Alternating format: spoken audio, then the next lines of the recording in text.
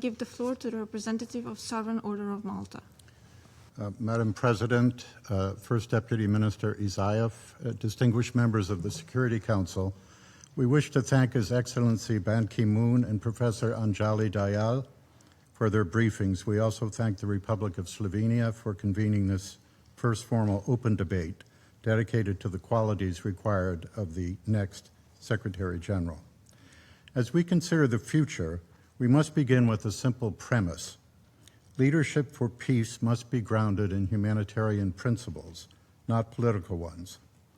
As the Sovereign Order of Malta has often underlined, no issue ever reaches this Council without a profound humanitarian dimension.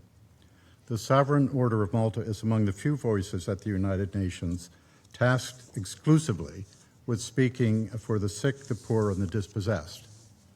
Moral and principled leadership is indispensable to global peace.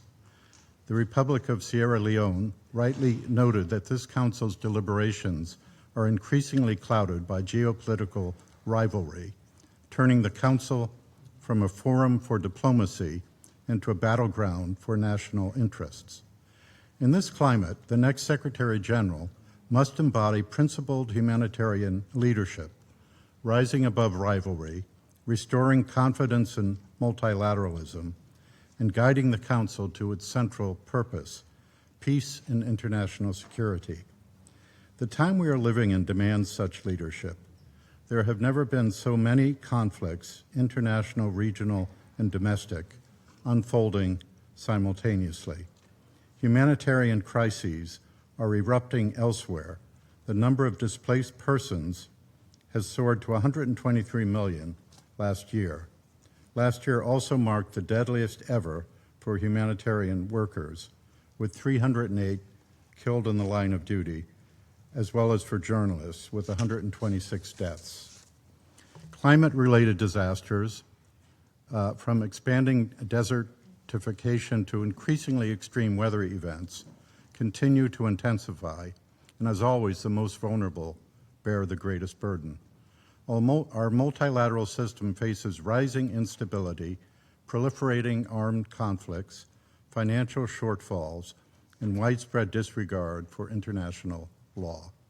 From Gaza to Ukraine to Sudan and beyond, we witness an erosion of the norms meant to protect human dignity. Recent briefings to this Council show that grave violations of international humanitarian law are becoming the norm rather than the exception. In such a moment, the qualities of global leadership matter profoundly. As the late Pope Francis reminded us, for leadership there is only one road, service. This principle should guide the ethical compass of the next Secretary General and of this Council as it navigates a world in urgent need of principled and humane leadership. Since 1945, the UN has remained steadfast in its mission to maintain international peace and security. It has built the most comprehensive body of international law in history, brokered ceasefires, and provided a platform for diplomacy.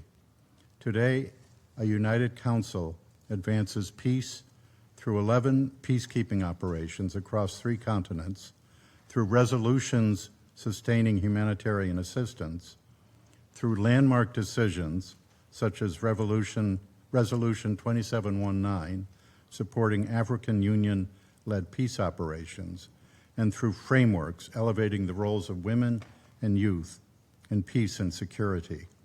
These achievements demonstrate that peace is attainable when leadership is principled, service-oriented, and humane, signifying both the relevance and the necessity of the UN. In selecting the next Secretary General, we seek a leader distinguished by compassion, merit, and humanitarian experience, whose guidance is rooted in principle rather than political calculation. Excellencies, true leadership for peace must now reverse the trend of weakening multilateralism. The legal framework already exists. What is required is the courage to uphold and enforce it. Leadership means enforcing the rules designed to prevent and prosecute unlawful acts and ensuring they are respected. The world looks to the United Nations for leadership, and it looks to this Council. This is a moment to demonstrate relevance, unity, and fidelity to the Charter. In closing, the Sovereign Order of Malta therefore calls for a Secretary General who embodies such leadership, grounded in humanity, guided by principle, and courageous enough to bridge divides where politics alone cannot. I thank you. I thank the representative